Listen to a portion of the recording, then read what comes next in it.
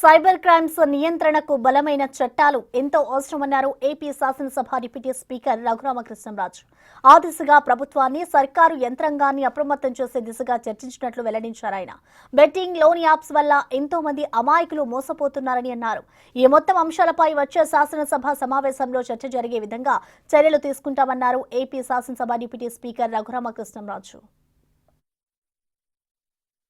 అందరూ కూడా ఒకే మాట మీద ప్రతి 15 రోజులకి ముఖ్యమైన ప్రజా సమస్యల్ని మనం చర్చించి రేపు రాబోయే శాసనసభ సమావేశాల్లో మెయిన్ డిస్కషన్ కోసం ఏ పేపర్లు సబ్మిట్ చేయాలి, ఏ ఇంపార్టెంట్ ప్రజలకు అవసరమైన పాయింట్ల మీద డిస్కస్ చేయాలి అనే దాని మీద కూడా చర్చించాం.